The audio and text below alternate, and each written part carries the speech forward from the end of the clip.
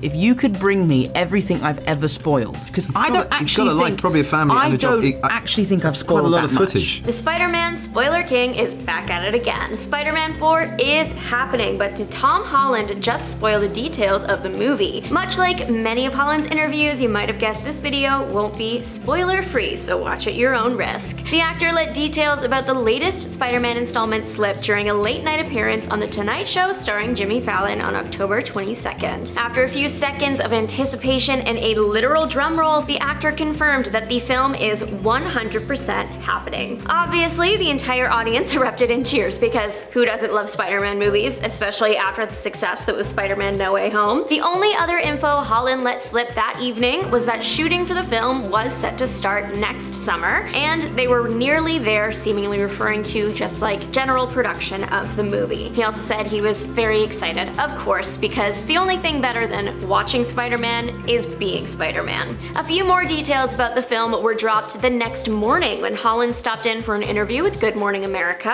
As the interview was drawing to a close, of course, they had to ask about the news the actor had shared just the night before. He shared that the creative team with the film had created an idea that isn't just exciting enough to warrant a fourth installment, but one that he says is different to anything they've done before. And that has certainly grabbed fans' interest. After the ending of No Way Home, it makes sense that they would send this Spider into a whole new direction. As you might recall, Peter was forgotten by everyone in order to save the world from a Spider-Man multiversal disaster. This pretty much reset the character, an ending that could either start a new chapter or close his book. When you add the context from real life, that with the end of No Way Home, Tom Holland's six-picture deal with Marvel was over, it makes sense that the character had this open ending. But Holland already confirmed the film long before either of these interviews took place. On October 17th, the Rich Roll podcast released their Tom Holland episode, and right at the end of the almost 2-hour-long episode, the actor shared that there was a dedicated team behind the fourth Spider-Man film, and that not only was there a draft of the script, but also that he had read it 3 weeks prior with his girlfriend Zendaya, who plays MJ in the MCU, and the script lit a fire in him.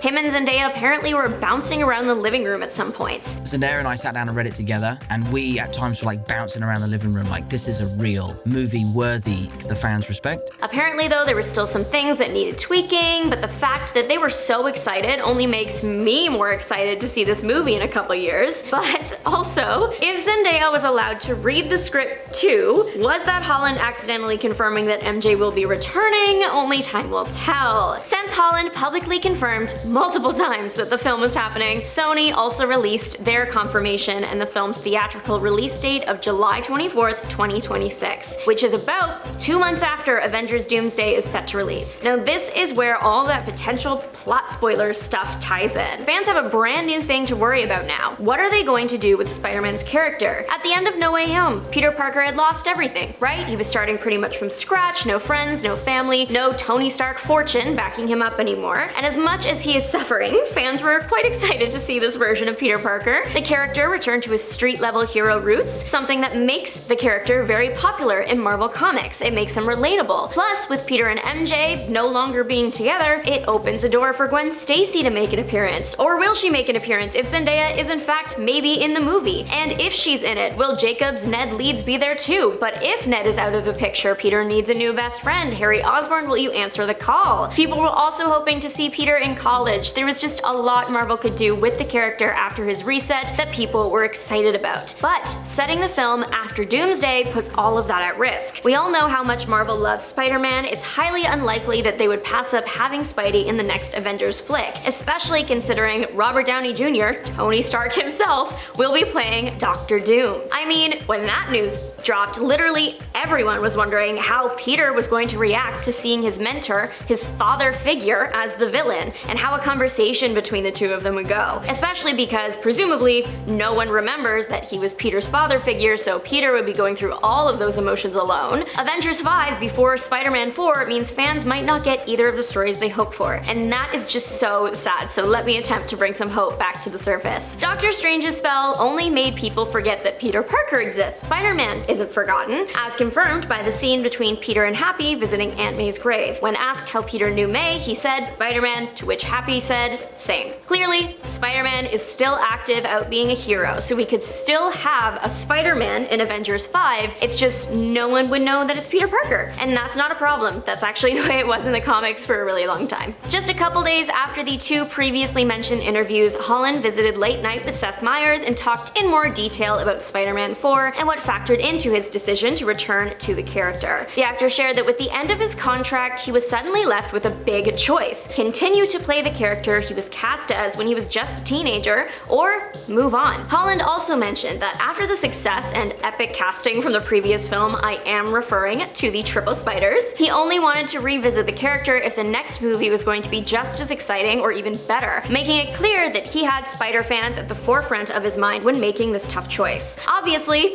since the movie is happening with Tom Holland returning as our friendly neighborhood Spider-Man, we know that something special is in store. Holland told Meyers and the Late Night audience that the director and writers are doing fantastic work. With a team like Destin Daniel as director, whose name you might recognize as the director of Shang-Chi, and Chris McKenna and Eric Summers as the writers, who also worked on the previous Holland Spider-Man movies, it's not hard to see why the actor is so excited to return. Story-wise, it looks like we're in good hands, but there is an unexpected potential problem, and it has to do with the movie's release date of July 24th, 2026. The summer, it's always a great time to release a movie, and another big film seems to agree. Christopher Nolan's next film, to be more specific. These two movies might seem completely unrelated, but that's actually far from the truth. They happen to share an actor, Tom Holland. The Hollywood Reporter first dropped the casting news for Nolan's top secret story on October 21st. Very little is known about his film apart from its male leads and release date, which is currently set for July 17th, 1 week before Spider-Man 4. Now you might be wondering why this could be such a big deal. Big movies come out close together all the time. Take the last Christopher Nolan movie release, it gifted us with Barbenheimer. But some news sites are pointing out that with the release of a Nolan film, Marvel will likely have to fight for IMAX theater space. And while Marvel doesn't always shoot in IMAX, they rarely pass up an opportunity to put their movies in those theaters. People are also concerned that having two major Tom Holland movies at the box office might cause the public to choose one or the other. And sure, Marvel could just move the date around if they were really that worried. Marvel release dates aren't really set in stone until a trailer drops, and even then sometimes things still switch it up, but it's unlikely that the film will do that because of the condition Marvel placed Sony under when they sold them the rights to the web slinger. GQ.com ran a story about this that explains it really well, and it also explains why Sony has been making so many movies about Spider-Man characters and villains. The condition states that Sony must commence production on a dedicated Spider-Man movie